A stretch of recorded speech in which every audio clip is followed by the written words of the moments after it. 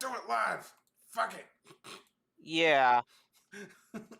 I was gonna say that's probably somebody from Fox, if I got it right. Yeah, I forgot his name. Bill O'Reilly. Bill O'Reilly. That's his name. Anyway, we're live with another episode.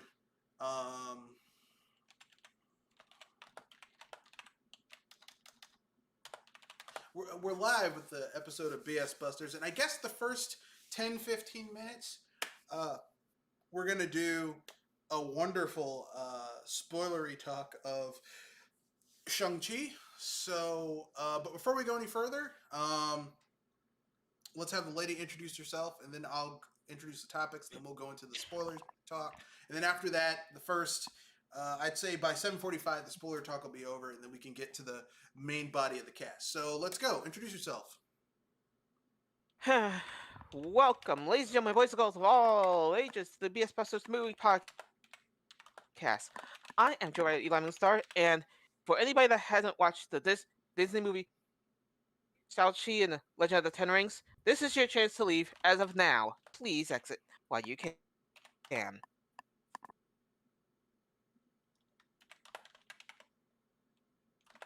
Are they gone? Okay. Okay, Red Fox, you're on air. So yeah, as someone who saw Shang-Chi,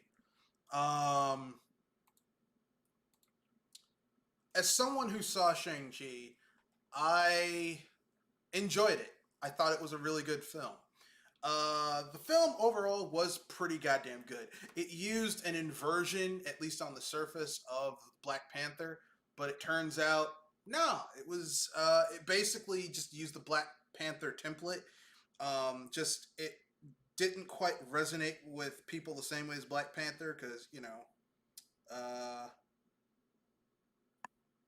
Asian or something well, else. I mean, I don't know if Asian people were going to support it like Black people supported Black Panther, and I don't think that's the case. I don't think Asian people are supporting Shang-Chi the same way Black people supported Black Panther. Black Panther.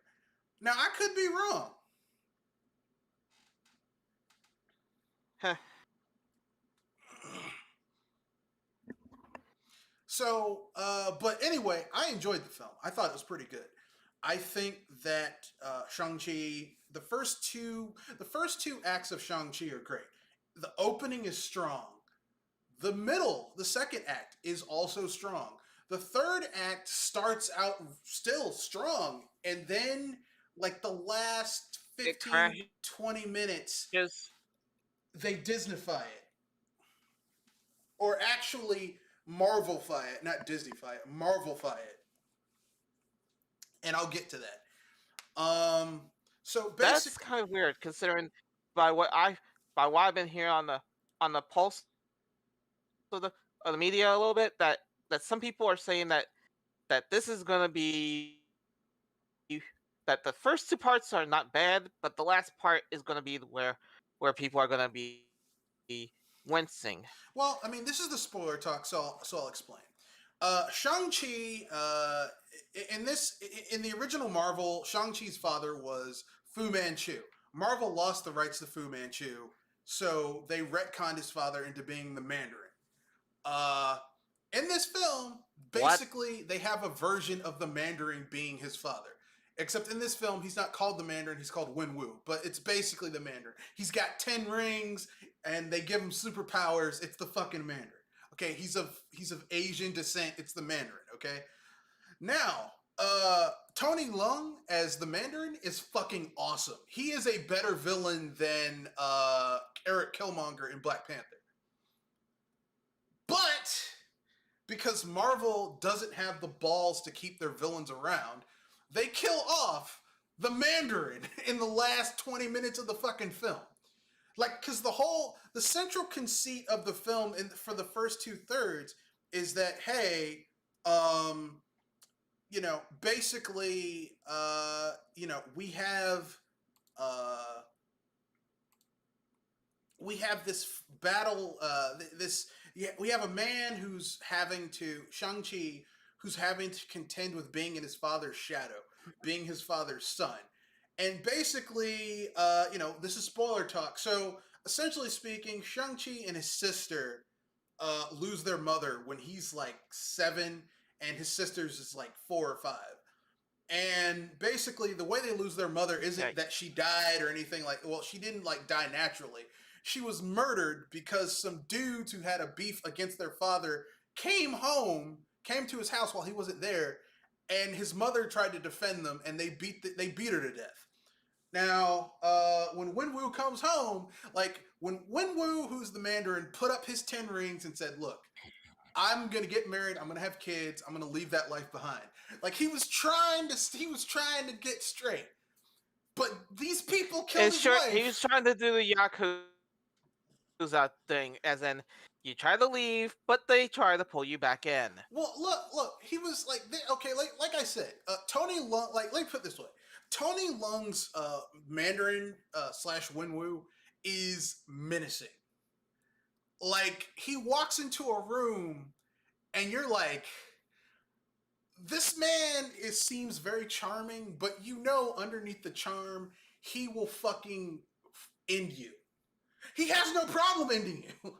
He'll do it, and he doesn't like. There's a part in the film after he discovers his wife has been murdered, and he gets his son, and he goes to find some of the gang members who killed his wife, and he just casually walks in and starts murdering the shit out of people in the room. And if this film was rated R, it would have been bloody as fuck. I mean, it would have been like visceral. It would be red. The walls will be painted in red velvet blood. Yes. Like, you see heads rolling, body parts flying, and internal organs being severed from several places of the body. Yeah. Tony Leung, hands down, is one of the best Marvel villains I've seen. In the MCU, he's better than Eric Killmonger. He's better than Thanos. Because Thanos's big motivation is fucking stupid. Okay, I'm sorry. Okay, I'm gonna destroy half the people. I'm trying to at least say this. Thanos is something that people would love to hate because he wants to see quote unquote balance, and he doesn't care. He doesn't give a rat's rear end about it. No, Thanos is a stupid villain because you'd think with all of this with all of the technology that they have, you couldn't figure out a way to basically solve basic resource availability for the average people. I'm not saying everyone's gonna have the most expensive shit, but the basic life shit, like this is some shit that they solved in Star Trek, and yet you can't solve it in the Marvel universe? Get the fuck out of here. I'm sorry. Get the fuck out of here with that shit. That's the thing. I have to say that the way that he does some stuff makes me wonder: is he some kind of bizarro brainiac in a sense? Well, you get where I'm going at, right? His motivation is stupid, is what I'm saying. Thanos' motivation is like it's nonsensical with all of the awesome, amazing shit that they have going on in the Marvel universe. In the Marvel universe, it's like this makes no sense. Now, with that being said, yeah, at least we could agree on the fact that he makes no sense when you try to put some logic into it. Yeah, when you apply logic to it. Whereas Wenwu makes a lot of sense up until a point. Up until a point, it's really like, okay, the film, when you're basically dealing with the drama between a father and his 2 children and him trying to be a family again and stuff like that, like, it's awesome. It's like, this is fucking awesome. And then they fuck it up in the last 10-15 minutes by basically swapping out this family drama with, okay, well, it turns out that the Mandarin is being mind controlled by some creature that's behind a gate that's basically tempting him so that he'll open the gate and it can come out and start eating souls.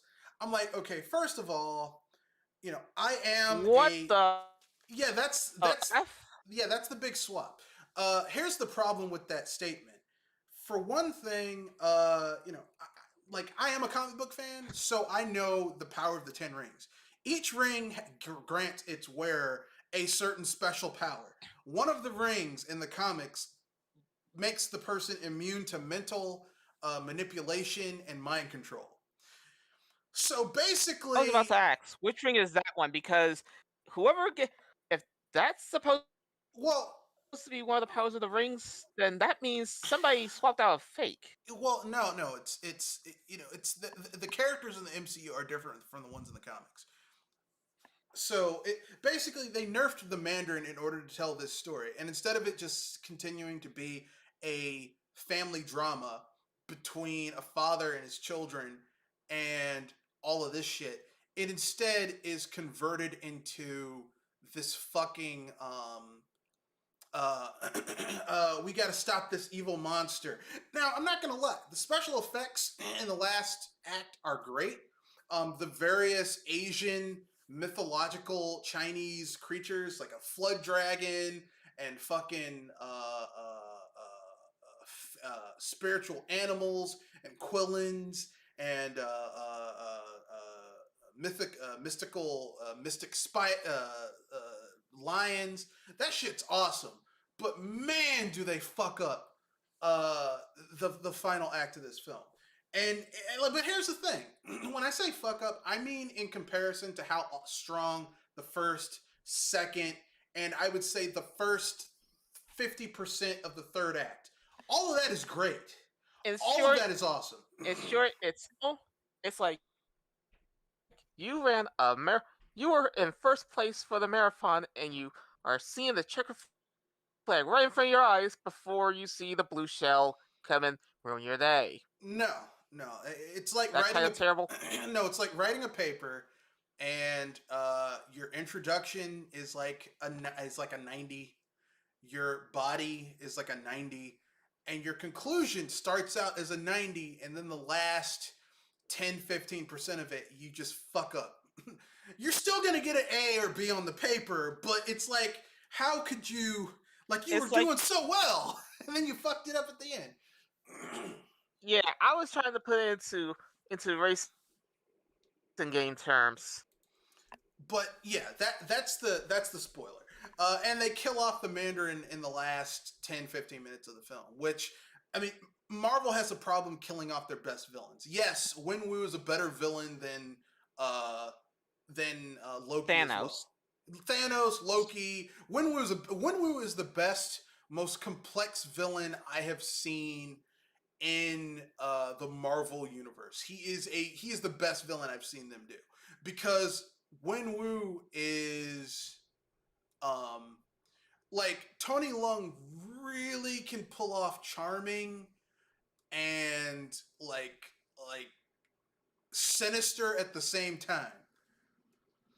You know what I mean? Like, he can pull off, yeah, everything's gonna be okay, and like then he can turn into like shit.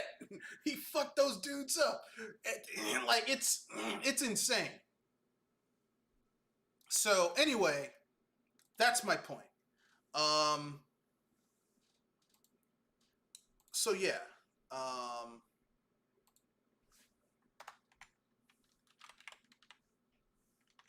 So anyway, yeah, that's the end of the spoiler section of the cast.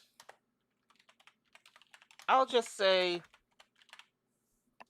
I at least could agree with you on on how it ran.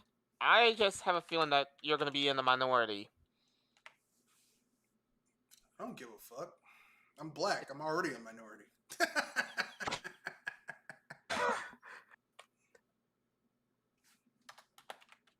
That is one heck of a line there. Bravo. um, you think I give a fuck if people look? You're talking to someone.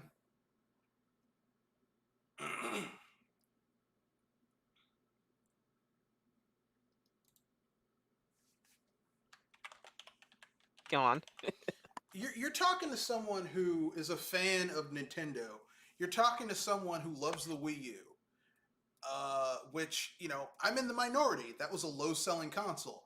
I don't like the Switch. Switch is selling gangbusters. I don't think it's a great Nintendo console. I'm in the minority. You think I give a fuck if people agree or disagree with me? I don't. I mean, the only thing I can tell you is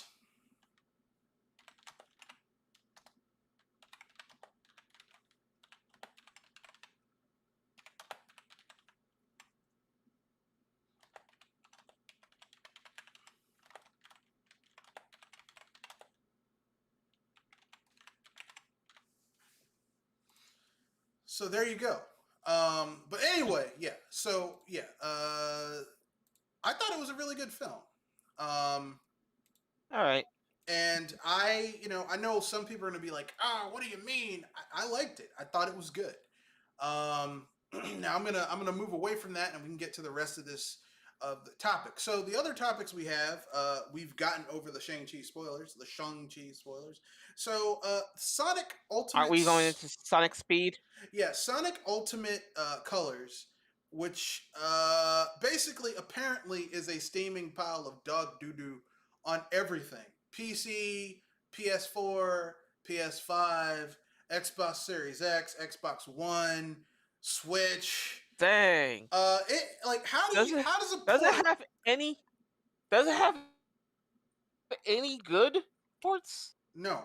How does a port of a last gen system do so poorly on everything? Well, personally, some people are saying it's the port studio that ported this game over. I disagree. Because if it was just one version of the game that was having these issues, I'd say, okay, it's that studio.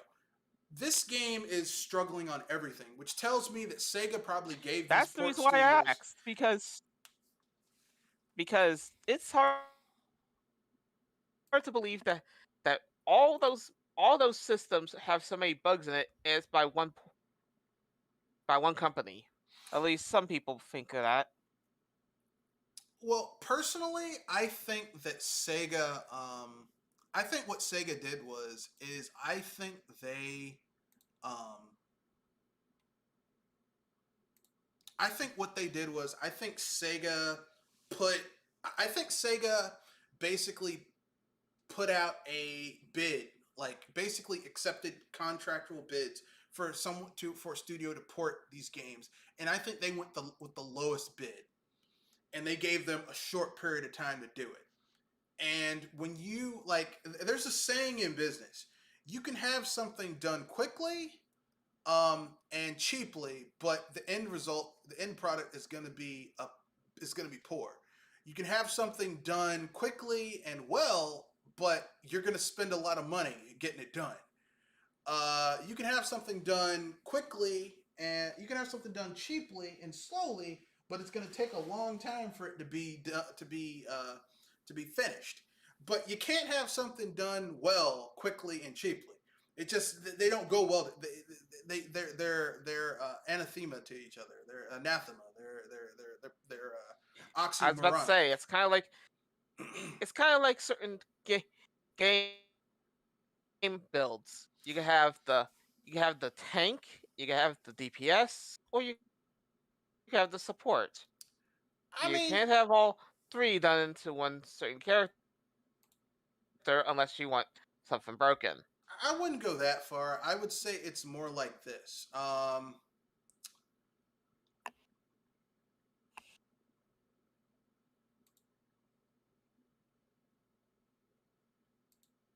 Think of it like this.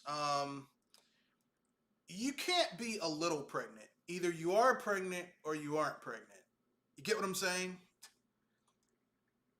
Oh yeah. Like you can't be, well, I'm partially pregnant. No, either you are or you aren't. Okay? Um so basically And thank you for bringing up the topic that's going on at the moment. yeah, so the issue with Sonic Ultimate is that Ultimate Colors is that Sega went cheap and quick. I'm guessing they wanted this game out by November, or not November, by September, By the holidays. No, September. So this is the start of, yeah, we're in September now. And they were like, they probably started farming this game out in the middle of the pandemic last year. And they probably, like, studios, probably the smaller studios were like, look, we need the money. And so they probably, like, studios were probably underbidding what they actually needed. And so it's a vicious cycle because you had small studios who are like, we need the money to keep our doors open and to stay in business, to stay afloat. And Sega took advantage of that and didn't, like, went cheap. And the thing is like, this is your fucking flagship character. Why do you cheap out on your flagship character? I mean, consistently, Sega fucking cheaps out on their flagship characters. Consistently. This is cheaper than than Fighting Evolution. Cheap. I mean, it's just cheap. Oh God. I mean, it's just cheap. It's always fucking cheap. Like, that is the legacy of Sega. They love spending a little bit of money and then acting surprised when it, like, undercovering and rushing out, like, Sonic games. I don't know why that is, because other games, Sega will fucking wait a long time to bring certain games over. Like, let's say you want to play what's a game that takes a long time to come out? Let's say you want to play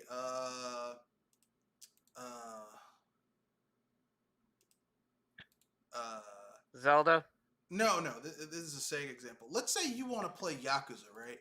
Yakuza takes a while to port over. Oh. The Yakuza games took Boy. forever to I come was to about PC. to say that Yakuza nearly is a console by console game, if I got it right. Well, it used to be like Yakuza began on the PlayStation. That's where the audience was built, and that makes sense. You want to stay where your audience is. Okay, there was one port to the Yeah, Wii I was U saying that that. was never brought over to, that was never taken Yeah, out of Japan. I was. Yeah, I was trying to say that the Yakuza series seems to be a console by console game in a sense, or Well, nearly that. it used to be. Now the Yakuza games are coming to multiple platforms, and that's a smart move because at a certain point, you gotta expand your audience. You gotta Unless, spread out. I know, but I was about to say that as in it's a console by console generation wise. That's what I was saying. Is it kind of not like that? really, not really. Like, up until the last generation, it was only on the PlayStation. Like, if you wanted to play Yakuza, you had to play it on the PlayStation. The PS2, PlayStation. The PS3, PlayStation. The PS4. Most of the PS4's life cycle, it was the PlayStation. It was only when the sales of Yakuza games on the PlayStation started dwindling that Sega said, "Okay, we need to start bringing these games to other platforms," and they did, and it's been awesome. So, I mean, they expanded it. But by and large, it was only on one platform, and that's okay. There's nothing wrong with that. But what I'm saying is that, like, they kind of fucked up,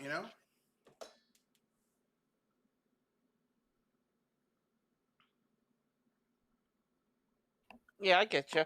I just feel like like at time, like of all the things Sega could have done for their boy, their homie, their mascot, this is how they treat Sonic. Yeah, they're worse than Capcom. Because Capcom, if Capcom doesn't have any good ideas for Mega Man, they won't trot him out.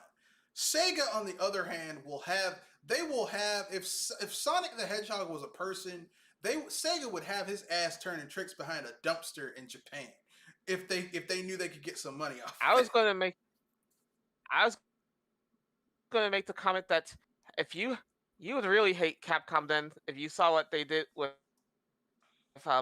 Rival Schools, Darkstalkers, and a number of other their franchises after what happened with one fighting game? Yeah, but that was never their mainline series. Like Capcom Fighting Evolution. Darkstalkers, uh, Fighting Vipers. None of those games were ever their mainline game. Now they fucked up Street Fighter as well. I'm not gonna lie. Street Fighter Five is kind of ass, but but I mean, like if they have something that they know that people want and people will buy, they'll put it out. Now, and if they don't have any ideas, they'll leave it the fuck alone. Like that's why we haven't gotten a new Mega Man X because they ran out of ideas. They have nothing. They have no other ideas for Mega Man, so they're like, okay, fuck it. We'll just let it ride.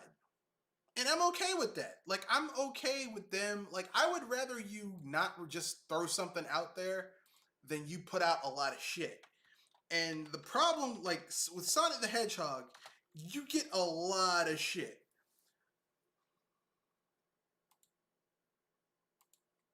Yeah.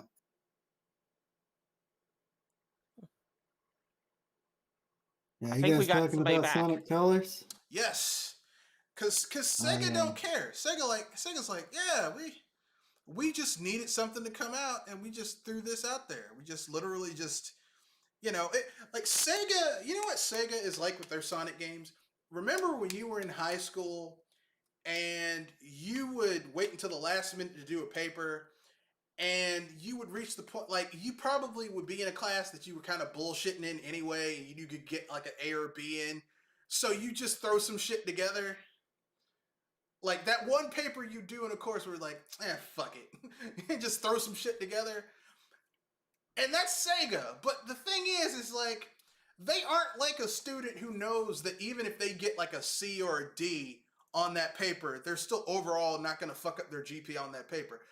Sonic the Hedgehog's been sucking for a long time now, and he really like they really should be battening down the hatches and knuckling down and putting out some quality games, and they just refuse to do it. They're like, no, we can't do that. That takes time and energy. Now I know Sega's been going through some financial hardships. They had to shutter some arcades and shit, and sell off some of their arcade concerns. But goddamn. It's ridiculous, man. At least Yeah. give Sonic something. Maybe do what they did with the 2D games and give the 3D games to fans, because clearly Sega doesn't like most of the 3D Sonic games have been shit as of late. Like Sonic Forces was bad. Apparently, this re-release of Sonic Colors is bad. Sonic Colors is a good game, but the re-release is shit.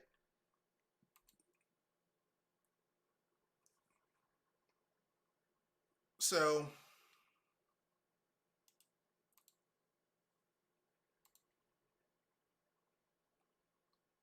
what can we say? Yeah, I mean it's a shame. Like I said, it's one of the better 3D Sonic games. You know, as far as that statement goes, but it's a shame that it didn't get the attention that I thought it deserved, and many others thought that it deserved. Yeah, I mean, Whatever. I'm gonna keep it real, okay? This is why Sega is not in the home console market anymore. Because if you are a home console manufacturer and you don't give a fuck about your flagship franchise, and I'm gonna put S's in parentheses, so franchises. If you don't give a fuck about your own flagship franchises, then why should people who are buying your flagship franchises give a fuck about your franchises? Because I mean, I don't think Nintendo would put out a subpar, bug-riddled Mario game. Yeah. I don't think like you may okay. I'm of the opinion that 343 Studios Halo games are inferior to Bungie's Halo games. But whatever you could say about 4 and 5, there's still a certain level of quality with those games. I'm not a big fan of PlayStation's first party games. I am not impressed with their fucking racing games, their racing sims. I'm not a fan of uh, Ratchet and Clank. I'm not a fan of Crash Bandicoot, even though Crash Bandicoot was never a first party game. I'm not a fan of most of their things, but still, they aren't putting out shit as their first party games. Sega is the only company I've seen that will put out a inferior first party game, flagship franchise characters, and be like, well, fuck it. Like, if and like I find like Sega's acting like we didn't know this game was having these issues. You mean to tell? So let me get this straight. Either you guys okayed them, you mean to tell me that you're the guys who paid for these studios to port this code over to next gen hardware, and you didn't fucking look at this shit before you okayed it to go gold? Well, that's just fucking incompetent.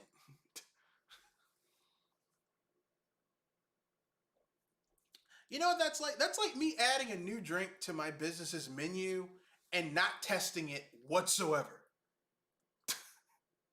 And it starts making people sick. I was I'm about like, to say, I didn't know. that's just asking for refunds. Yeah. Being Yeah, not having a test dummy. we added a new beer and no one in the no wait staff has tested it. So, we're just gonna throw it on the consumers. What type of bullshit is that? Yeah. But that's Sonic. That's Sega for you. Yeah, as I said, that's the test. That's a lab test just waiting to go south and ruin a business in a sense. But that's Sega. There's a reason Sonic the Hedgehog. Everyone's like, Sega does what Nintendo don't. You're damn right, because Nintendo would. If Nintendo was third party, do you honestly think they would put out some shit like that? Seriously, They and got higher standards for their thing. and I'll keep it real. I mean, I'm the first person who'll tell you. I think Nintendo's been fucking up with the Switch, but I'll tell you this much: they still wouldn't put out some shit like that. they wouldn't do that shit. Okay. Yeah. I'm not like, everything Nintendo does is perfect and they never fuck up. No, I will gladly. I was about to say they screw up the least, so it doesn't mean that they don't do some odd things every now I will gladly and then. point out when they fuck up, and I will say I know they're capable of doing better and they shouldn't have fucked up here. But even despite because of my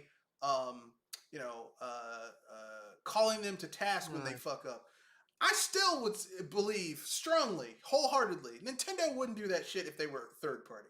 They wouldn't. They wouldn't embarrass themselves like that. But Sega, yeah, guys, let's put out a port of a 7th gen game and fuck it up. Yeah, boy. I was gonna say, remember the wording that you used earlier about having Sonic be a table night being of the night if they were in Japan. Oh yeah. If Sega would, if Sonic the Hedgehog was a person, Sega would have his ass turning tricks behind a dumpster if they knew they could get some money out of it. Sega is, I mean, they pimp the fuck out of their characters, especially Sonic the Hedgehog. Much as Capcom pimps out Street Fighter. Yeah, but I mean, here's the thing. The Street Fighter games, even when the Street Fighter games are cheap, the underlying mechanics are still solid. Like Street Fighter 5, I think is kind of trash, but and that's just because I don't really like the roster. I don't like the character designs. I don't like that they went from 2D, cell shaded to a more 3D, 2.5D, 3D character models. I don't like that. But underneath all those are aesthetic choices. There's a solid fighting game there. You get what I'm saying? Yeah. Whereas Sonic the Hedgehog, like, how do you fuck up a port of a 2 generation game to 9th-gen consoles, and they fucked that up? Like, how do you? I mean, this is like some Friday shit. How do you get fired on your day off? You have to be doing something really dumb on social media in order to pull that off. Craig, how do you get fired? That's how bad you. On your day off. Craig, how? Yeah, that's how I feel that you have to do something that bad to Sonic. Doing that bad to Sonic is like somehow pulling off something so terrible that you get fired on your day off, and not finding out until you are supposed to go back into work. Yeah, I mean, that's basically Sega with Sonic the Hedgehog. Just, hey, let's fuck this up. Something that should have been an easy layup. Hey, let's port over an old-ass game to next-gen and current-gen hardware. Nah. You Fuck somehow... that. You somehow did a simple free throw to a full court 3-pointer in the other basket. Think about this, okay? If you are a Nintendo owner, because the version of Sonic Colors they ported to the Switch is the Wii version. The definitive version of Sonic Colors is the Wii version. The Switch, literally the 7th-gen Wii, which was basically a Super GameCube, has a better version, runs Sonic Colors better than a current-gen Switch. That is embarrassing for Sega. Okay? That is fucking embarrassing. That is fucking embarrassing. Okay? But that's Sega. But that's enough. Anything you want to add, Kenoshi, before we move on to the next topic? No, that's about it. All right. Next topic. Bad games with good ideas. Now, these are games that the game just didn't, nothing worked. It just, everything fell apart. But the premise behind the game was actually really good. It's just, it wasn't very well executed. So, who wants to go first? I'll go first. I talked before the cast. Remember Me. It reminded me of this game was the first sequence in Psychonauts where you're remixing or changing Forsyth's mind, because the premise of that game is you are, like memories are like the main currency in that world, and the character is able to remix memories to manipulate people into doing doing certain things. So this is basically kind of like Inception. It's Inception, the video game. Yeah. But done really, really poorly. Yeah. It's like, there's no Christopher Nolan here to make this shit work. Nope. There's no Tim Schafer and Double Fine to knit this shit together. Well, I mean, it's a good thing you explained that, because I remember when everyone's like, hey man, remember me? And I was like, I don't even fucking remember that game. Like, for a game called Remember Me, I don't remember a damn thing about it. That's a rich line right there.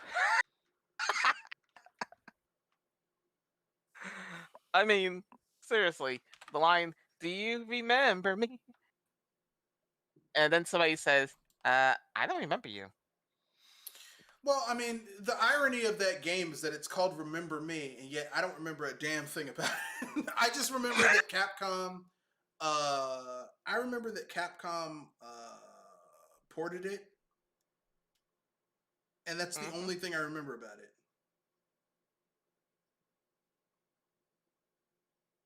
it. So that's it. Like, that's all I fucking remember.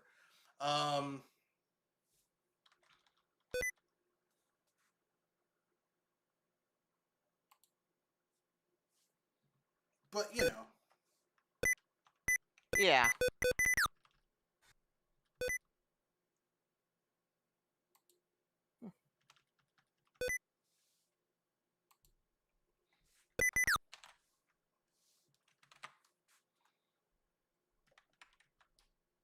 but Hmm. so do you have a game that you feel was a good idea, just poorly executed, Jewel?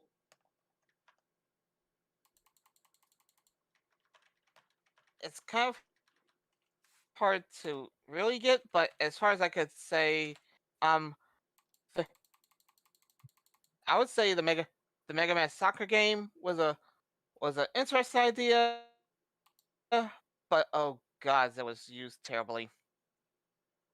I mean, you got all these powers that you could use for a certain game, for a certain character build in certain games, and with how it was executed, it flopped worse than some of the fighting games that Capcom released. Well, yeah. Mega Man Soccer was bad. Also, that game is incomplete. Like, there's no end. Like, literally, you play through all the different robot masters, and there's no Dr. Wily. There's no fight after that. The game just loops over. There's no end to the game. It just keeps on doing that, which tells you that Capcom just Yeah, threw some shit together and put it out there. Um, but to be fair, after that, they kind of said, okay, never. There's been no sequel to Mega Man Soccer. They learned their lesson the first time. yeah, but then again, that that went as far as Sonic Shuffle. Yeah, I'm going into the dumpster fires a little here. Sonic Shuffle. Yeah, the only time that they try the Mario Party like game. I mean,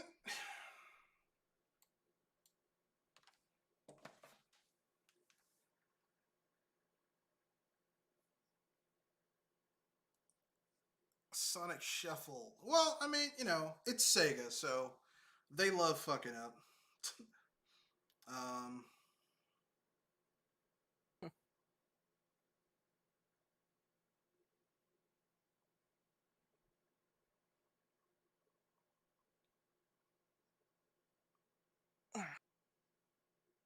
so I guess it's my turn. I have two games that were good ideas with bad execution. The first one is a Sonic game, uh, and it's Sonic Boom. Ironic enough. Yeah, Sonic Boom was a good idea with a terrible execution.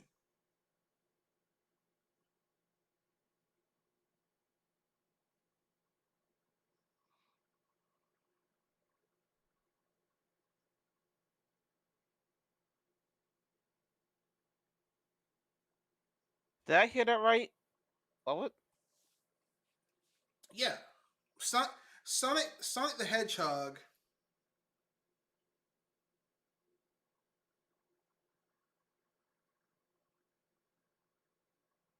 Sonic the Hedgehog was a good idea with a terrible execution.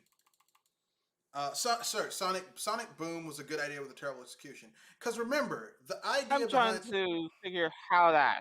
well, the idea behind Sonic Boom was like, what if you had an open world Sonic the Hedgehog where instead of focusing just on pure speed all the time and running on rail sequences, because let's keep it real, most of the 3D Sonic games nowadays are running on rail sequences and using the homing attack to traverse the area.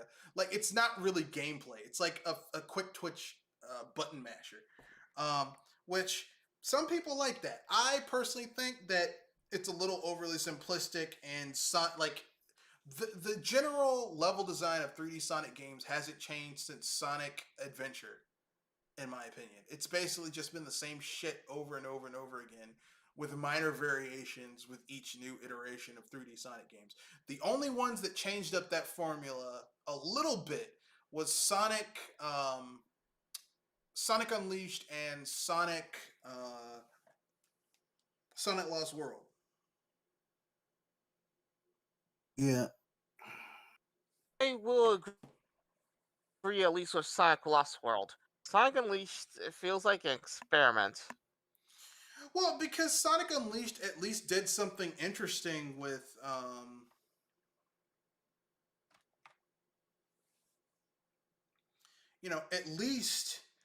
at least Sonic Unleashed, you had the Werehog levels where it turned into a beat 'em up, which changed up. Okay, I'm just running on a track either forward or backwards, and using the homing attack to hit certain enemies so I can go up to another level or go over here or do this. Like there was some variety instead of just the same shit over and over again, which most of the other Sonic games is the same shit over and over again.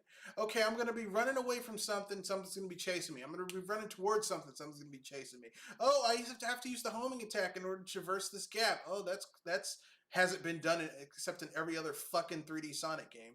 Um, like just like Sonic 3D Sonic games up until a point have just been remixing the same 3 or 4 level designs over and over and over again. With they basically mad lib in the subjects, the nouns of what's chasing you, what you're running away from, or what's running after you, and the enemies. That's it. Like the games are just the same shit over and over again. It's boring. It's like Gundam. Yeah. Say, certain Gundam series are not boring, but I get your point.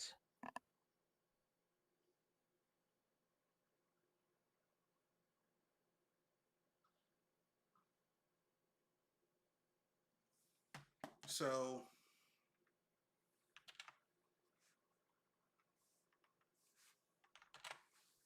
my second um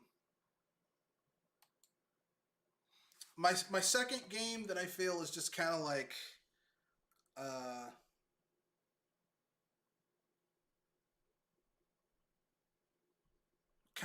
overrated game is or good idea with a bad execution is Nintendo.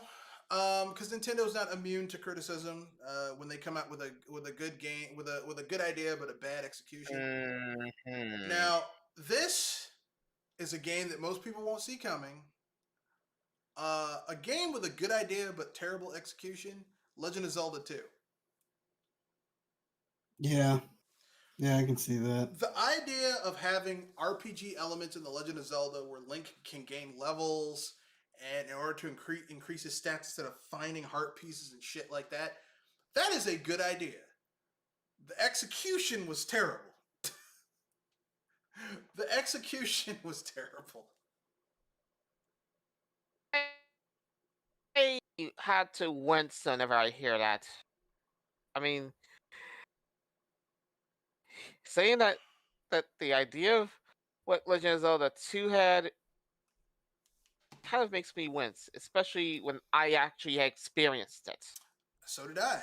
I mean, but that game had some good ideas. As a matter of fact, the ideas in Legend of Zelda 2 are so good that they were reused in Link's Awakening and the two Capcom, like, because there are levels in those games where it's 2D and you're jumping around and shit. So the idea of a 2D Legend of Zelda, I'm behind that. The idea of having a Legend of Zelda where Link uses, like, gains experience in order to level up and not finding heart pieces, I'm okay with that. But fuck, did the execution in that game not work? Like first of all, you have an experience cap, so you can only grind so much. Fighting enemies in that game is not, especially in the beginning, is not like in the beginning against weaker enemies. It's not that bad, but once you start getting to the like one of the 3 or 4 dungeons in the game, and you start facing tougher enemies, it is a nightmare. The game just kind of it's like this was a good idea. Its execution wasn't good. You know, no company is immune to having good ideas with bad execution. Okay, no one. Everybody can get True. them. So Okay, I was about to say I was expecting something else. what Metroid? The original first Metroid. Um, Your words, not mine. Well, I mean, I could do by generation Nintendo having good ideas with terrible execution. On the NES alone, the original Metroid, the second Legend of Zelda, um, what else? No, that's it. Um, that was a good idea with terrible execution. Let's see, the SNES. I would say that the only game on the SNES that Nintendo released where I'm like, this is a good idea, but the execution is terrible, is I'm gonna have to go with um,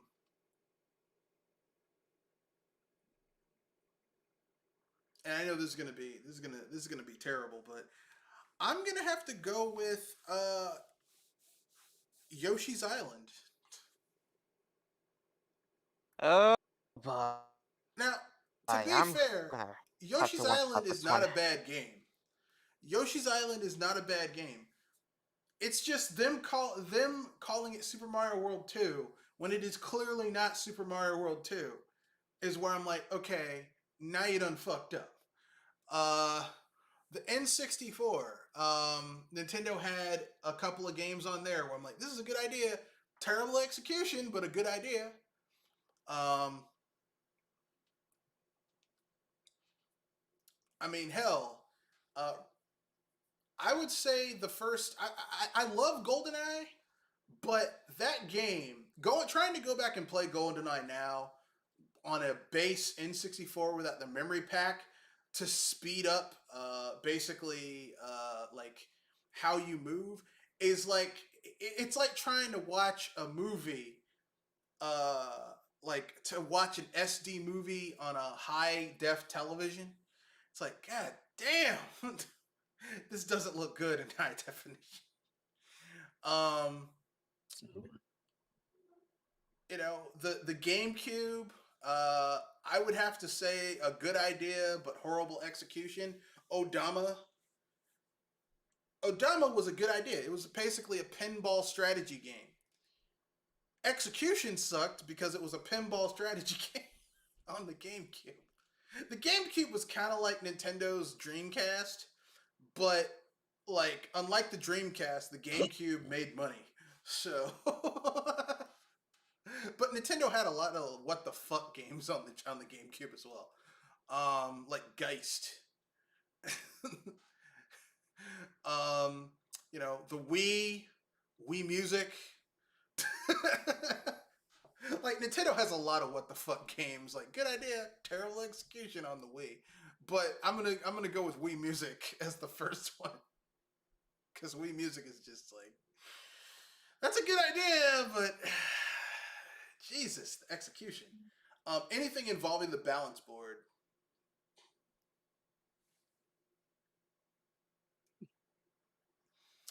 The Wii U, Nintendo Land on the Wii U. I hated Nintendo Land on the Wii U. I was like, Mhm. this is a tech demo for the Wii U. Yeah, I didn't like it either. And it's designed to sell people on the Wii U. But here's the thing: I'm one of the people who believed in the Wii U. Like I was like, wow, I can actually play these games. The system has enough power to play whatever, and I don't need to fucking fight my way through things. Plus the second screen, the asymmetrical gameplay. I'm sold. I don't need a tech demo. Can we actually have a real game bundled in with the system? Too bad the Wii U didn't sell well enough. Too bad the Wii didn't sell well enough for them to really push it the way they could have if it had been commercially successful. But yeah, I mean, like every look Nintendo. Look, no one is immune to having good ideas with bad execution on their shit. Star Fox Zero, good idea, terrible execution. Um, and now the Switch. There's only one game on the Switch where I'm like, this was a good idea, but the execution was shit. And I'm gonna have to say the game that was a good idea with terrible execution on the Switch for me, this is my own personal opinion, is Project Arms. I You didn't don't like, yeah.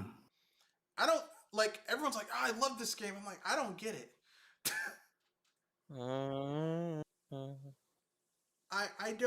don't get it. I really don't get the love affair with that game. Like Splatoon, I could get why people like Splatoon. I could get why people like Splatoon because Splatoon has a lot of different game modes, and like it's like there's like if you're thinking you're just gonna go around killing shit, there's strategy to it, but like fuck, like Project Arms, I'm like I'm not feeling it. Anyway, yeah, no one is immune to good ideas with terrible execution. I think Little Big Planet is a good idea with terrible execution. Like, how the fuck are you gonna make a 3D platformer with shit platforming? But PlayStation did it with Little Big Planet with Media Molecule because the platforming in Little Big Planet is shit. Um,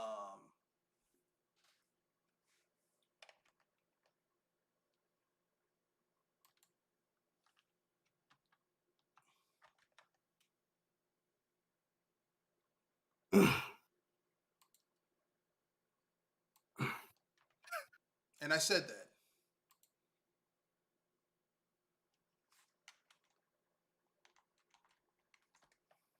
So yeah, no one is immune to critique because no one is perfect. Everything can be better.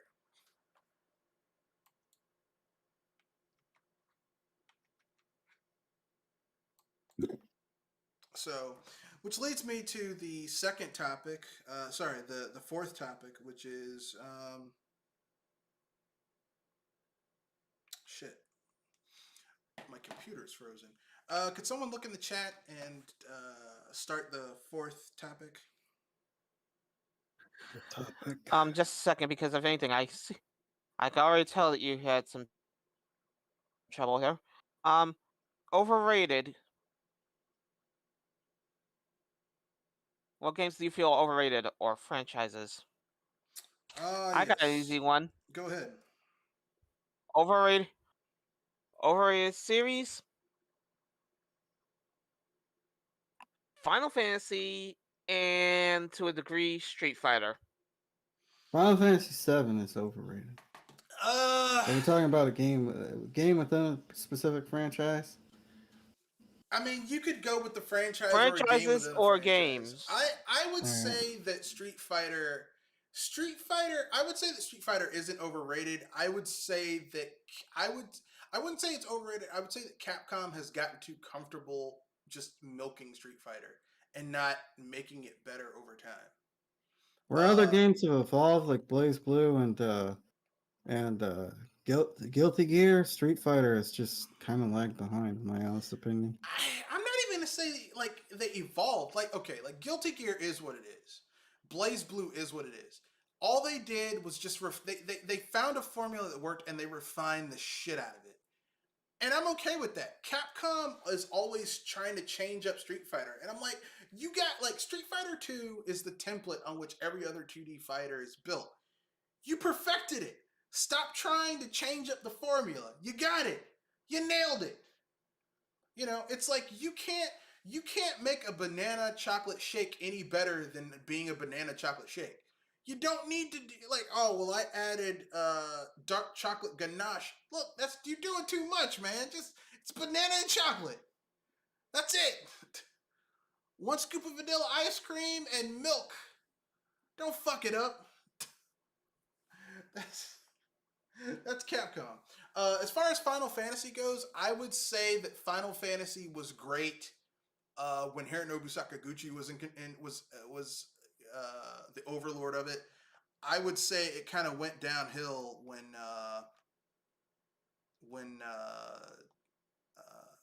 Hironobu Sakaguchi left.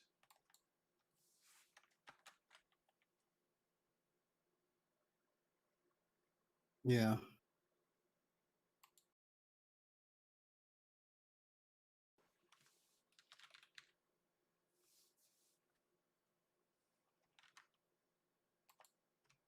So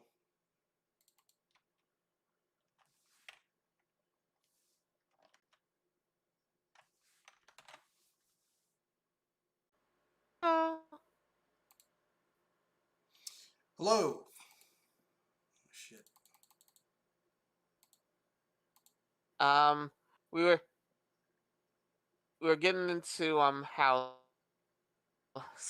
Sonic seems to be overrated in a sense. Is it? At least I feel like he is, because Sega clearly uses him a lot to the point that he's becoming a meme machine. I mean, is Sonic overrated, or like, are we just not like? I don't think Sonic is overrated. I think is Though, if we're going at games of Sonic, one says Sonic 3, I say Sonic 2. I think I don't think Sonic is overrated. I think if Sega would make better Sonic, would release better Sonic the Hedgehog games, no one would think Sonic is overrated. The problem is that they just refuse to. They refuse. Like Sonic, like Sega refuses to release good Sonic the Hedgehog games, and I don't know why.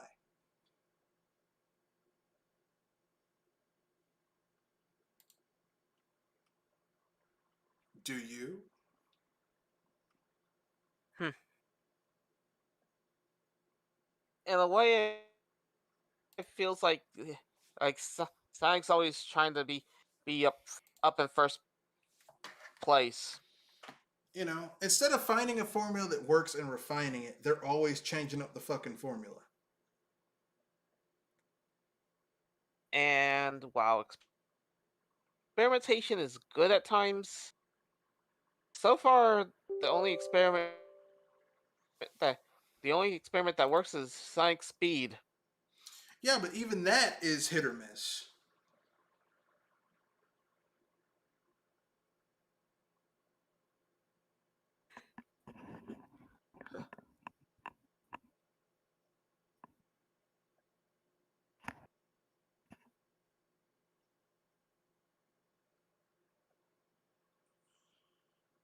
True.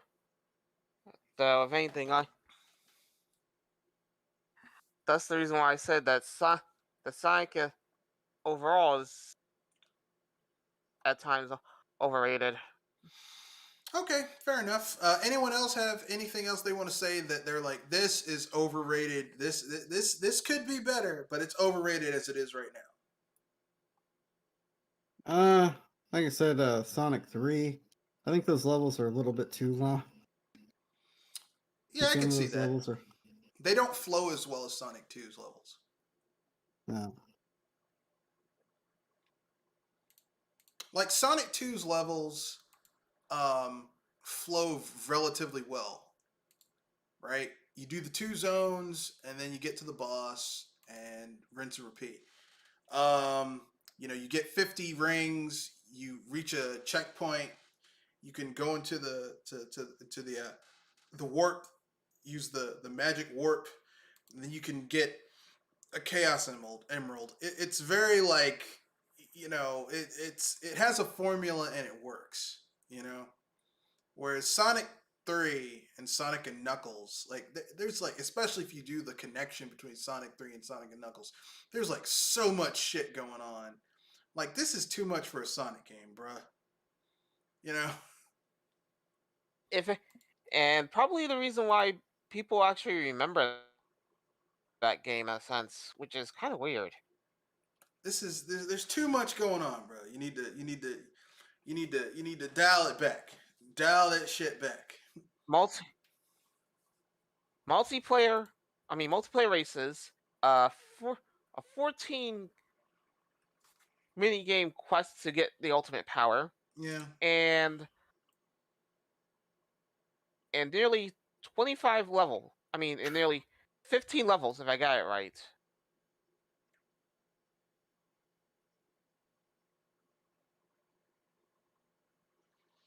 Well, I'd be cool with it.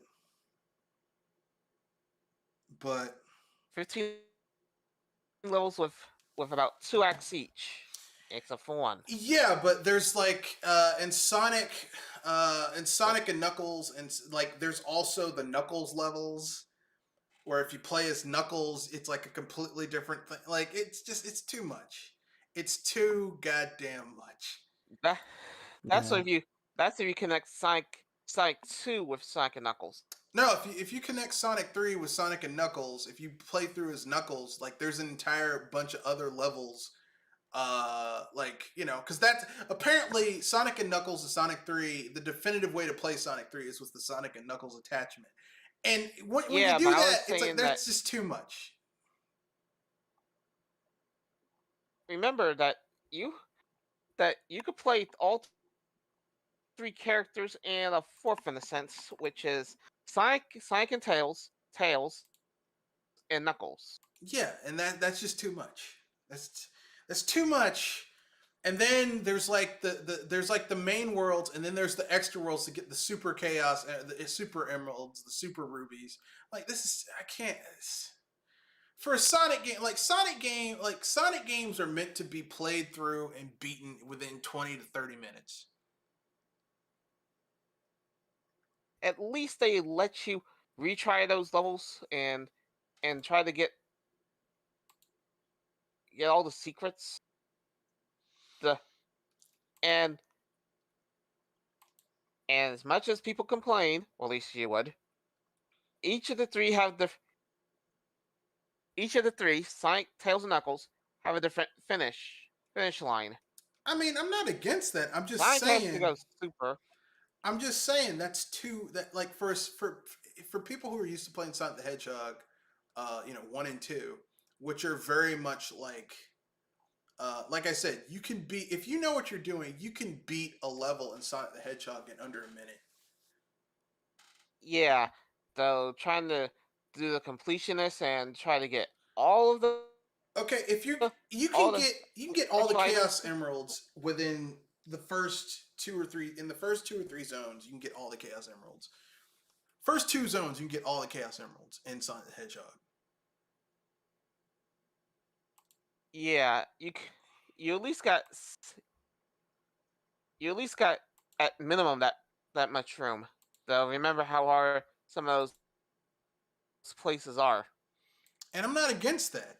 Like, cause I mean, look, as someone who's like into games and all that type of stuff, I like playing, um, more difficult, games that like RPGs and stuff. Yeah, But I like the sometimes you want to just sit down and just beat challenge at something least. really quickly. You know what I mean?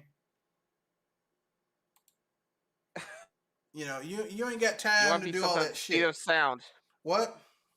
You got time to beat only one game at the speed of sound. Well, no, just at a certain point, you just want something different. You know?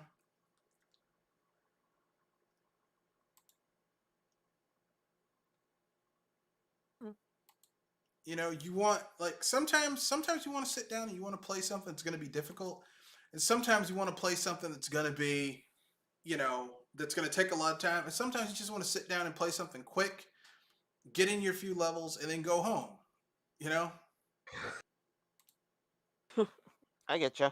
And that's where Sonic 3 kind of, because the first two Sonic, like the first Sonic game, the first like Green Hill zone's relatively quick. Then it slows down once you go to like the zone with the fucking water, because bad level design. I was I thought you would go with Sonic 1 and how it went from high speed to low to lap to pushing bricks and riding lava. Yeah, but they kind of made up for that with the really good music in the first game. And plus, the bright colors. Like, remember, it's 1990 and Super Mario World hasn't come out yet. This is your, for a lot of people, that was their introduction to 16-bit gameplay, was Sonic the Hedgehog for the Sega Genesis. Then Sonic 2 comes out. You're like, how can they top the first game? Shut it all down the drain. Well, Sonic 2 is great. Sonic 2, like everything that was good about Sonic 1, Sonic 2 fixes. Like almost all the levels in Sonic 2, except for maybe Casino Zone and those fucking roulette parts. Like all of them, like you can get through those levels relatively quickly. Except Casino Zone with those fucking roulette things. But aside from that, it's just, I would have to say an overrated game for me, I'm not going to say the franchise. I'm going to say the game. Final Fantasy 15. overrated trash. Thank you. Not Thank you. not Final Fantasy in general. Final Fantasy in general, I would say Final Fantasies 1 through 12. Discounting the MMO of Final Fantasy 11, they range from being okay to pretty good. But once you get to like 13, 15, Final Fantasy really started to going down the shitter. But Final Fantasy 15, it was like, oh, it's great. I'm like, this game is trash. It's fucking trash.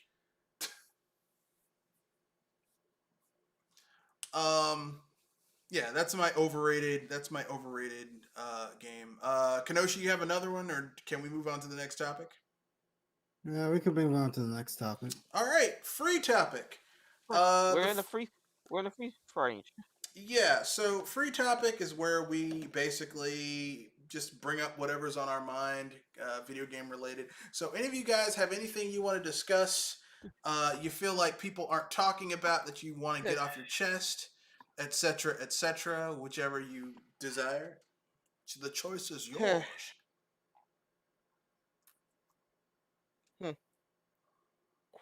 Here's a question I've been wondering. Do people still count Kingdom Hearts as RPG? Because it feels more like a beat 'em up. Yeah, I can't believe people ever said that was an RPG because it isn't. It's an action game.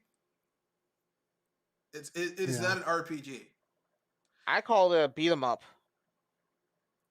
I mean, Not even really that. it's not even really a beat 'em up. Like, if you want to talk about a beat 'em up, I would say Yakuza is a beat 'em up. The original, like, before they turned to a turn-based RPG, like Yakuza was a beat 'em up because you were pressing buttons, you were concerned with enemies walking up behind you trying to do some shit. Those are beat 'em ups, like, position, like enemy positions. Final Fight beat 'em up, right? Well, I mean, like there's certain qualities that general beat 'em ups have in common. Like, it's about positional direction, stuff like that. Like, you don't really have to worry about positional awareness in Kingdom Hearts unless you're fighting bosses. That's because most of the bosses have area attacks that can hit certain areas. But like it's not like, oh man, I'm crowded by a whole bunch of heartless. Oh, let me make sure they're on the other side of the screen. Traditional beat 'em ups, like, you really have to be aware of like where enemies are coming and not getting crowded out. You don't really have to worry about that in Kingdom Hearts that much unless you're fighting a boss, because bosses have typically huge fucking attack ranges. But that's more of an action game thing, like God of War is an action game, Legend of Zelda is an action adventure game. Those are action adventure puzzle. Like, those are like, I think Kingdom Hearts is more of an action adventure game than an RPG. But, I know people like to mislabel games all the time, because I remember when I used to go to the video store when I was a kid. Yes, video stores used to be a thing. You could go to the video rental store and rent video games, and they would put fucking Legend of Zelda in the RPG section. I'm like, this isn't an RPG. Yeah. Sorry. Why would you do that? This is not a role-playing game. That's... I mean, Sorry, I know I you're still playing get as a hung little up kid. every time I hear that. Yeah, I know you're playing as what looks like a young 14-year-old boy wearing green with pointy ears, but this is not an RPG. RPGs are typically turn-based, where you have a party that you're in control of, and there's like stats and leveling up and all that type of shit. None of that is in Legend of Zelda. And for the record, Sonic even tried to go into the RPG. There is a Sonic RPG. It's okay. It's from BioWare. Have you seen how it played? I have the game. I have played it. I said it's okay. Aside from maybe the last like 20% of the game where BioWare ran out of money because Sega wouldn't give them more money, so it just runs out of music. I'm an RPG fan, so even a mediocre RPG I'll play. I was trying not to look at you when I heard you say that they ran out of music, because... Yeah, they did, because Sega, because they're cheap. Yeah, I was going to say, when you hear how they remix some of them songs, that's a bit of a blessing. I mean, the music was okay. I wasn't like. Here's the thing. It was on the DS. I mean, if someone said, "Okay, what would be your dream platform for a Sonic RPG?" I wouldn't say the fucking DS. I would say it needs to be on a console because if you're gonna do an RPG and you really want to blow it out the park with special effects and amazing shit and all that stuff, your best bet is probably going to be on a console. Really, the only time you should really do a RPG on a handheld is if you already know what you're going with and you have a really clear idea where you want to go and you know the scope of what you're doing. So like you can do a Final Fantasy on a handheld because Final Fantasy, especially traditional Final Fantasy, like all you need is a general idea of where you need shit to go. But if you're doing a Sonic game, I'm like, this probably would have been better on a home console, but whatever. Um, but yeah, Sonic, in the Dark Brotherhood on the DS. It's not that bad. I mean, it's not great. It could be a lot better but like I said, fucking Sega gave BioWare a certain amount of money, and they ran out of money in the last like 20% of the game, and they fucking like they were basically just like scrambling to get something out, and that's why that game doesn't have music in the last like 15-20% of the last part of the game because they ran out of money.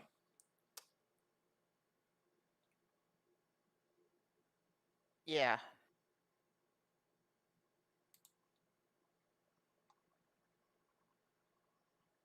So, but as you were saying, what other free topic you guys want to bring up?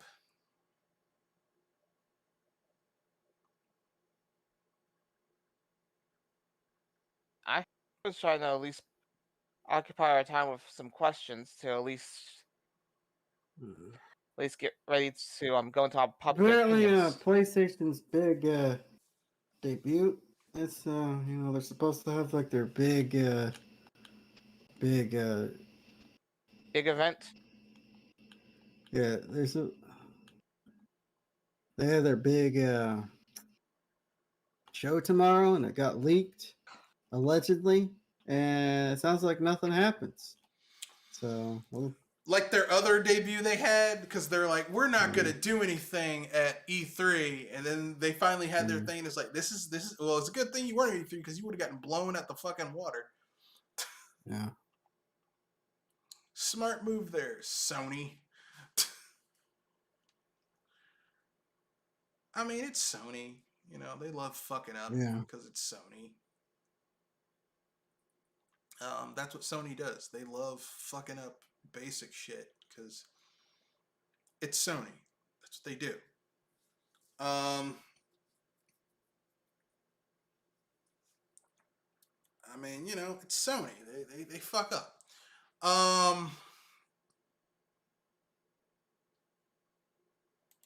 So basically, the only thing of note was God of War Ragnarok and Gran Turismo 7.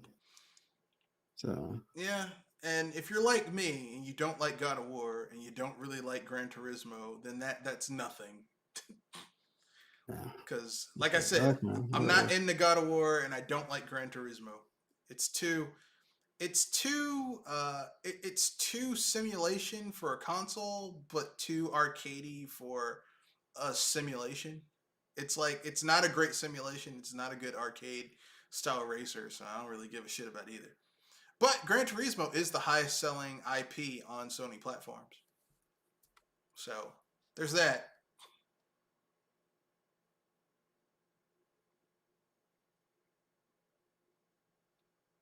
So if you like that, then there you go. So I guess we can go to unpopular opinions and then wrap things up. So who wants to go first with their unpopular opinion? Anyone? Anyone have an unpopular video gaming opinion?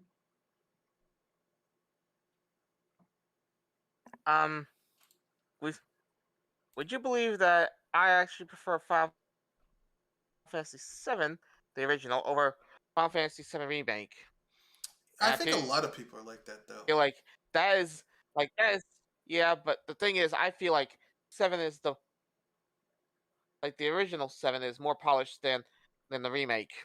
Well, yeah, because the original 7 is a complete game. The remake is only like 30% of the base game. Yeah, but people said that game took effort. I said it is effort in screwing over the customer and screwing over the game that it was supposed to be like. I So yeah, mean, it does take effort. I mean, it's painfully obvious that Square Enix split that game up so that they could basically milk the fan base. Like, I don't know why people are acting surprised by that. Like that's what that shit was there for, so that they can milk the fan base. So, I mean, like if I was interested in Final Fantasy VII, I'm gonna wait until the whole shit comes out and not, um, you know, not bits and pieces here and there after the fact. Like I don't like why the fuck would I do that, you know? But that's my own personal opinion. You know, everyone's gonna have their you know, everyone's gonna have their way how they feel about it. Their But commentary. yeah, everyone's gonna have their own feeling on it. That's mine. I just kind of feel that um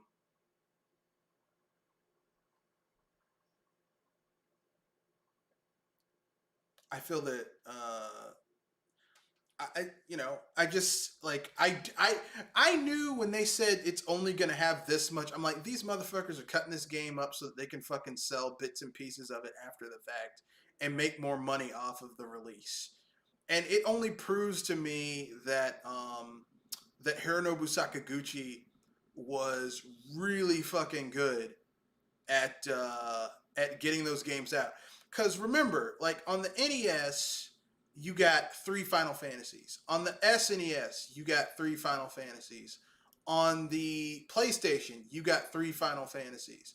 And then Hironobu Sakaguchi gets fired, and you wind up you go from going getting 3 Final Fantasies per console generation to maybe like one and a half per console generation. It's embarrassing. It's fucking embarrassing.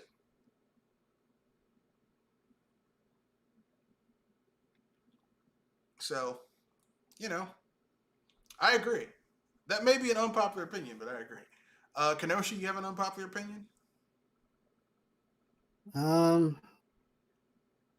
No, not this week. All right. I guess I'll close it out with my unpopular opinion.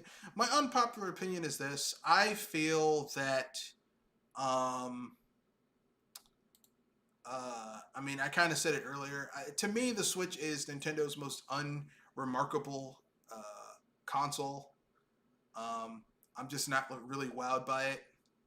Um, just kind of sad because when it was announced, I was like, "Oh, this is gonna be awesome." And then I got one, and I'm like, I'm not feeling it. Um, so yeah, Hmm. not really. I'm underwhelmed with the Switch. I'm still playing it. I pre-ordered a lot of games for it. I'm kind of looking forward to the Metroid 5, but I'm not like oh my god, this is gonna be so fucking awesome. I'm like, well, I'll get it. Maybe it'll be good. So that's my unpopular opinion. I don't think the Switch is all that in a bag of chips. Um, be honest with you, I think most of the ninth gen consoles are kind of underwhelming. Yeah, I think that the I feel like the PS5. PS5 and Xbox Series X should have been the Xbox One and the Xbox and the PS4.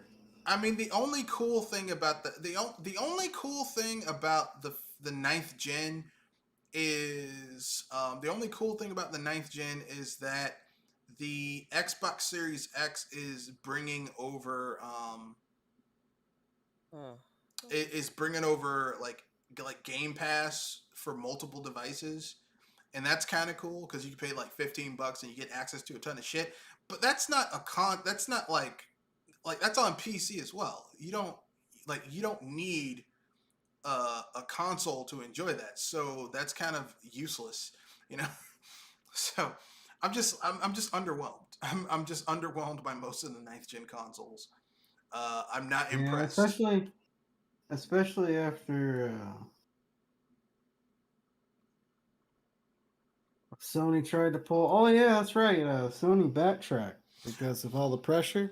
Yeah, but Uh, they're like, you can only upgrade this one game. Like all the other ones, we're gonna charge you to upgrade your games. And I'm like, you bastards. You listen, greedy bastards. Which just tells me that listen.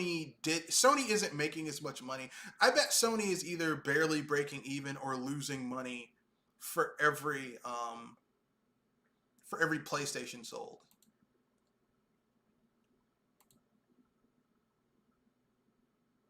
Yeah, I don't know. I honestly don't think. Like I said, they sold. They said they sold like 10 million consoles. I'm I'm gonna be honest with you. I'm gonna be honest with you. I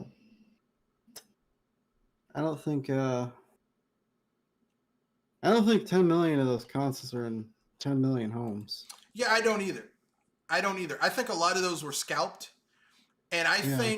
I think maybe they had an order for 10 million PS5s, but I don't think that 10 million PS5s are for sale someplace. I just don't.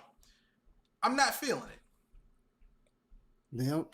I don't think that's a thing. I think I call bullshit.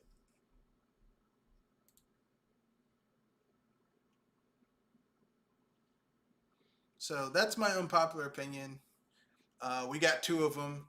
I think that most of the ninth gen consoles are underwhelming at best. Um, and it's not because of the actual consoles, it's because these consoles aren't doing anything really unique or interesting to me. Um,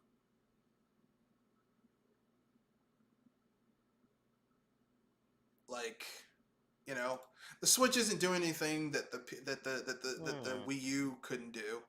Um, I mean, aside from I can play my games anywhere. Well, I don't really want to play console Nintendo games just on the bus or anything.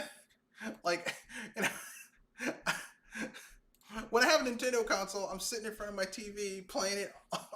So my gaming habits didn't change for that. So the ability, I can take it anywhere. Why? Why would I do that? Why? What the fuck is wrong with you? Why would I do that? So for me, that's not really like a gaming feature that I really give a shit about. The Xbox Series X, their big thing is X Cloud and Game Pass. And Game Pass, like I said, the idea of paying $15 a month and having access to a huge library of games for $15, that's a good deal. But that's not a console exclusive thing. That's just Microsoft trying to get their hands, their money grubbing hands on more ways to take money away from you. Um, and then Sony, their big thing is you should buy a PS5 because you guys bought a PS4, I guess. And this is to keep in mind that some of these games are trying to do the quote unquote not not transferable to PS4 to PS5 track. Well, no, that you can, but you're gonna pay for it. Now don't forget this shit Out your started. nose, but This yeah. shit started with Nintendo, because people forget when you upgraded your virtual console games from the Wii to the Wii U, there was like a $1, $2, like a 25 cent to like 150 surcharge, but that was like it was chump change compared to what these fuckers are pulling. Like it's, Oh yeah. I mean, it's some bullshit. I'm like, god damn. Y'all some greedy sons of bitches. And that was and no and remember that was for old games. They were doing this for new games. Yeah, yeah. And the thing is that fundamentally speaking, these games aren't. Like, it's not like a huge amount of new content is being added. You're getting minor graphical updates to these consoles. That's the equivalent of you upgrading your PC and them charging you, like Steam charging you a premium to re-download the game and run it on your new graphics card or your new CPU or GPU or combination of both. That's some bullshit. Like, you already bought the fucking console and then they're going to charge you again to download the code to get a few new features. That's some bullshit. I'm sorry. But, it's Sony. This is what happens when you don't have competition. There's Sega. I guarantee you, if Microsoft and Nintendo hadn't fucked up in the 8th gen with their consoles, and there had been a more equitable console race between the three of them, Sony would not be doing this shit because they wouldn't have had a run of people buying PS4s. I guarantee it. But it is what it is. That's the end of the cast. Anything you guys want to pimp out before we wrap things up? Nothing? No. Anything come up Saturday? Yeah. We have a podcast coming up Saturday where we're talking about, of course, we'll always be doing our A-hole of the week. We won't be doing Shang-Chi spoilers Saturday, unless you guys watch it and want to talk about it. You can if you want to. That's about it. Of course, we'll also cover the rest of the news of the week. I guess we'll cover more of Sony backtracking and how despicable it is these companies are charging you to get to get old versions of, get slightly updated versions of old games. That's some bullshit. Nintendo to the boot, because I can't talk as a Nintendo fan when Nintendo fucking put Mario Kart 8 Ultimate on the Switch. And also had Mario Kart 8 on the Wii. I can't as a Nintendo fan. Nintendo would. Oh, wait a second. Yeah, they did the same shit too, and it was worse because they charge you full price. They charge you fucking full price. So I can't really talk shit about Sony and be like, yeah. The only thing I'd say on a personal level, I didn't buy that shit on the Switch. I was like, fuck you. I'm not doing it. So, I put my money where my mouth was and I didn't buy it. But some people did. I didn't buy Super Mario Wii U. I didn't buy that game on the Switch. I already had it on the Wii U. Why the fuck would I buy it again? And I got it for like $20 on the Wii U. They're charging $60 on the Switch. So, but fuck you, Nintendo, if you think I'm paying you $60 for some shit I got for $20 on the Wii U. You can go fuck yourself with that one. But anyway, that's the end of the cast. Rate, comment, share, subscribe. You can reach me on email, Twitter, Mr. Red Fox 91. Matthew Wesley, Mr. Red Fox 91 on Twitter. Also, I am looking into streaming on Twitch. My Twitch handle is Mr. Red Fox. I'm going to say this right now. 1986. Twitch is going to be tricky. Well, as long as you don't do sexual stuff, and apparently, but I'm a person of color. What? Attention. Well, as in getting attention, but I'm working on doing some partnerships with some people with the cast and stuff like that to get more publicity and stuff. So that should work. Anyway, that's the end of the podcast. Rate, comment, subscribe, peace, and hype responsibly.